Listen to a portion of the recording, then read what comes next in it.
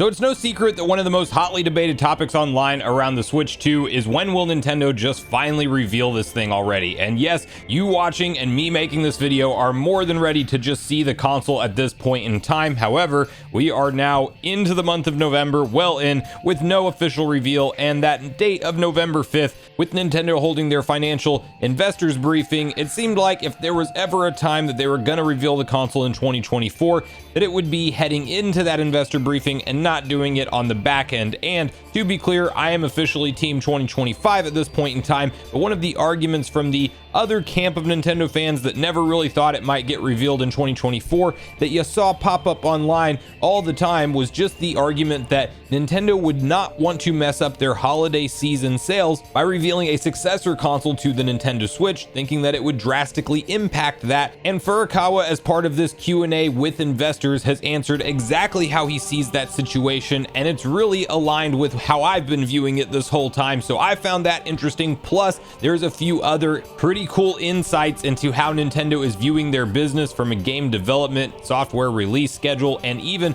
their stance on backwards compatibility now that they confirmed that that's an upcoming feature, and how they don't believe it will harm the sales of their successor platform in any way, shape, and form. So we're gonna get on the same page with all of this. Before we do, make sure you like, subscribe, and turn on your bell notification to join Sunbro Nation if you're new here. And I want to first kick it off by hopping over to My Nintendo News, where they have a detailed write-up around what was said from Furukawa and his belief on how Nintendo can really reveal the console at any time without any negative impact on holiday season sales. As you can see the following, which reads, Nintendo president doesn't believe the presence of a successor will have much impact on Switch Christmas sales. Nintendo president Shintaro Furukawa has told Japanese news site Mainichi that he doesn't believe the presence or absence of a successor will have much impact on customers who are purchasing the Switch. This was in a response to being asked whether or not the presence of the next Nintendo console will affect sales of the current Nintendo Switch during the all-important Christmas shopping season, which is when video game companies make the majority of their money. President Furukawa said about the details of the Nintendo Switch successor, there's no change in the plan to announce it during the fiscal year ending March 2025.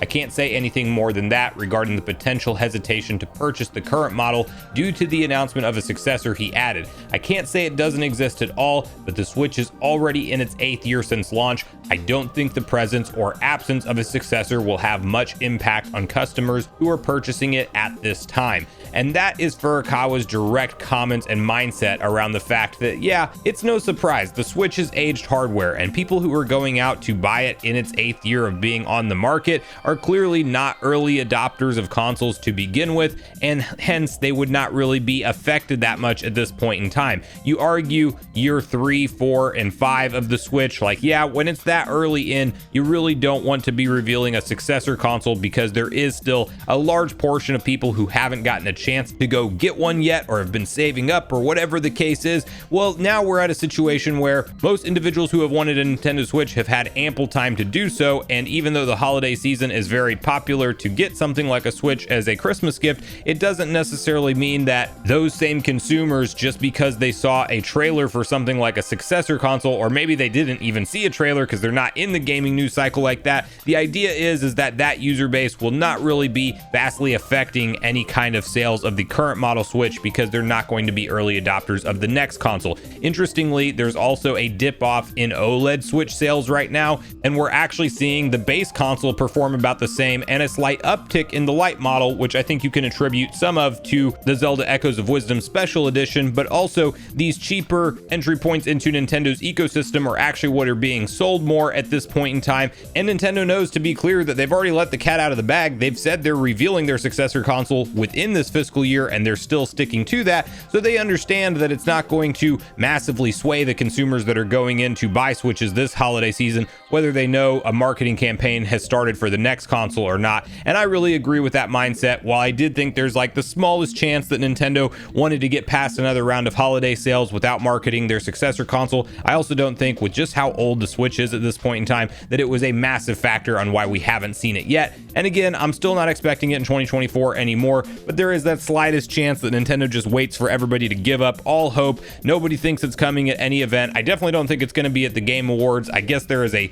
small possibility they could do that, but I really don't see it happening. But rather, if it is going to happen in 2024 at all, as far as a first look, I think it will just happen on a random Tuesday, Wednesday, or Thursday, where we just get that tune in tomorrow morning announcement for a first look at our next gen console, and it'll be like when everybody is least expecting it. But I've shifted my sights to January, but nonetheless, I found these comments pretty interesting from Furukawa. And then to kind of go on to a couple pieces of the Q&A section, which keep in mind this is machine translated. It has not come out with the official translations yet, but it's a nice little indication on how Nintendo's viewing things like backwards compatibility and whether or not they think that will affect the next gen hardware sales, because there is this mindset where if you can play all of your current software, maybe you're not going to buy the Switch 2 games at launch, or maybe you just don't feel like there's enough reason to upgrade to the next gen hardware because, well, I'm still playing Tears of the Kingdom on my current Switch and that's the newest Zelda game, so why should I go out and get the new console when I can still play the latest Zelda entry on my current one and I'll still be able to grab it later and play that later on down the line? Well, you can see this first question from an investor, which reads, during today's presentation, it was explained that the successor to the Nintendo Switch will be able to play Nintendo Switch software and continue to have access to Nintendo Switch Online. Given that, I think that for consumers who are already playing Nintendo Switch, the motivation to purchase new hardware immediately after the release of the successor model will be weaker. I would like to ask how you plan to convey the unique appeal of the successor to the Nintendo Switch to customers in the future. And Furukawa responded, we explained that Nintendo Switch software will also be playable on the successor Nintendo Switch. A great many people have picked up and played the Nintendo Switch, and we decided that it would be best to allow customers to play their Nintendo Switch software on the successor to Nintendo Switch. This will allow customers to continue to enjoy the games they have purchased and choose from the extensive lineup of games available for the Nintendo Switch. You will be able to choose the next title you want to play. We will provide more information about the successor model, including compatibility with Nintendo Switch at a later date. As the company provides integrated hardware and software entertainment, we will continue to convey the appeal of the product in various ways, just as we have done in the past. Now, some people are reading into that and saying, well, Nintendo's got some big gimmick up their sleeves, and I don't necessarily think that that's what they are alluding to here, but rather backwards compatibility is the right thing to do. They know they've built out an evergreen software library that people will continue to buy for Switch 1, and they don't want to just cut that short and cut the legs off from all of the incredible software sales success that they're seeing in the current generation. So even though there might be some concern from investors that it will hinder the sales of the successor console, Nintendo's not in that mindset. I'm not in that mindset either. I think it's just an honest, huge win at the end of the day, because we're starting off with a massive games library day one, and you will continue to build it out over the no doubt incredible game launch cycle that we will see happen within the Switch 2's life cycle. So moving on from there, you have some insight into how Nintendo is handling the increasing cost of games development. As you can see this question, increasing development costs are becoming a problem in the video game industry. How does Nintendo view this situation? Also, will Nintendo's research and development costs continue to increase in the future? Is there any way to curb the increase in development costs by taking some kind of measures on the hardware side? And Mr. Miyamoto responds here where he says, Nintendo's research and development costs are increasing every year. In fact, the scale of development is getting bigger,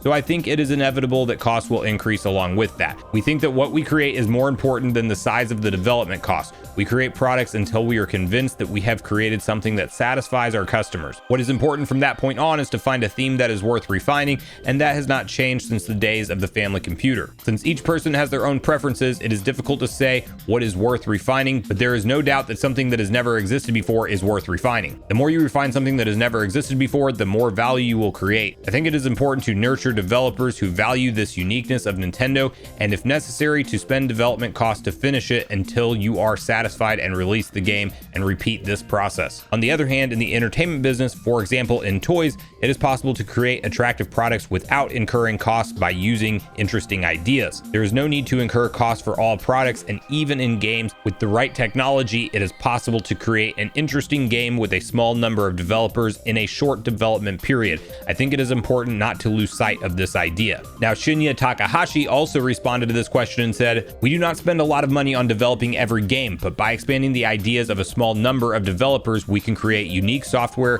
that is worth polishing even on a small scale. Overall, research and development costs are increasing, but development costs will change significantly from before depending on how we make the game. In addition, development software and development environments have evolved significantly since before the Nintendo Switch, and various methods have been created to reduce costs. Using these methods, Nintendo's unique producers have been able to create software. So the obvious takeaway there is development costs are always going to go up. The development time cycles can go up, but Shinya Takahashi's direct comments I did really like, because as he mentioned, sometimes the games might be smaller in scope, smaller in scale, but the ideas might be there. And as you continue to dive into those ideas and refine them, you might just have a shorter development cycle and still something very quality on your hands. And that's where I think we do see Nintendo shine, because while there's a lot of other third-party game companies out there that can carry the months where big companies missed, there's something to be said for first-party software and the consistency of support that Nintendo's shown throughout the Nintendo Switch's life cycle, with like that almost one per calendar month first-party published Nintendo title. And yes, a lot of those do end up being ports and remasters, especially towards the end of Nintendo Switch's life cycle, but nonetheless, we've seen them pump out almost 12 titles per calendar year, which is absolutely insane from a first-party perspective. And that's where you do have to have both some of their probably smaller teams that used to work on more 3DS and handheld level games, and now you push those over to the top-down 2D Zeldas of the worlds or the 2D Marios of the worlds, the smaller projects that can come out a little bit quicker but still be a commercial success and do really well in sales numbers overall. So while there's layoffs happening all over the gaming industry because of ballooning budgets and development time, Nintendo seems to have found a sweet spot, and I do hope that they stick to that in the future when it comes to game development for the Switch 2. But that's all the newest interesting takeaways on these topics. I want to hear from you guys at this point in the video what you make of Nintendo's mindset here. Do you agree with Furukawa that it's really not going to make a big difference to holiday sales and the bottom line for the Nintendo Switch if they revealed the successor to the Switch this year? And do you think there's any level of hope that that could happen? Or are you on the other side of the fence and you think that even though Furukawa is saying this to investors, maybe there was enough concern there that it would affect the sales, that's the reason we're not seeing the console this year? And do you like the way Nintendo handles their game development, and that even in a skyrocketing cost scenario that we find ourselves in, that we still get close to that one game per calendar month? And do you think they have the right approach and mindset with it? So make sure you share all your thoughts and feelings in the comments down below before you leave, regardless if we agree or disagree. Also, make sure you like, subscribe, turn your notification bell. And with that, I've been Sunbro, you've been Nation. Thanks so much for watching, and I'll see you guys in the next video.